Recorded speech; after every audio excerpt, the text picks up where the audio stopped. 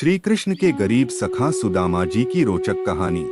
भगवान श्री कृष्ण के कई मित्र थे, जैसे 1, मधुमंगल 2, सुबाहु 3, सुबल 4, भद्र 5, सुभद्र 6, मणिभद्र 7, भोज 8, तोककृष्ण 9, वरुथप 10, श्रीदामा 11, सुदामा 12, मधुकंड 13, अर्जुन 14, विशाल 15, रसाल 16, मकरंद 17, सदानंद 18, चंद्रहास 19, बकुल 20, शारद 21, बुद्धि प्रकाश आदि।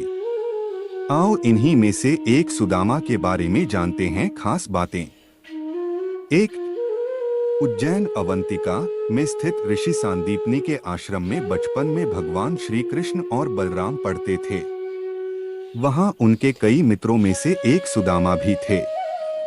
सुदामा श्री कृष्ण के खास मित्र थे। वे एक गरीब ब्राह्मण के पुत्र थे। सुदामा और श्री कृष्ण आश्रम से भिक्षा मांगने नगर में जाते थे। आश्रम में आकर भिक्षा गुरु माँ के चरणों में रखने के बाद ही भोजन करते थे। परंतु सुदामा को बहुत भूख लगती थी, तो वे चुपके से कई बार रास्ते में ही आधा भोजन चट कर जाते थे। 2, एक बार गुरु माँ ने सुदामा को चने देकर कहा कि इसमें से आधे चने श्री कृष्ण को भी दे देना और तुम दोनों जाकर जंगल से लकड़ी बिन लाओ। फिर दोनों जंगल में लकड़ी बिनने चले गए। वहां बारिश होने लगी और तभी दोनों एक शेर को देखकर कर वृक्ष पर चढ़ जाते हैं। ऊपर सुदामा और नीचे श्री कृष्ण। फिर सुदामा अपने पल्लू से चने निकालकर चने खाने लगता है। चने खाने की आवाज सुनकर श्री कृष्ण कहते हैं, अरे ये कटकट की आवाज कैसी आ रही है? कुछ खा रहे हो क्या? सुदामा कहता है, नहीं, ये तो सर्दी के मारे मेरे दांत कटकटा रहे हैं। यह सुनकर श्री कृष्ण कहते हैं, अच्छा बहुत सर्दी लग रही है क्या?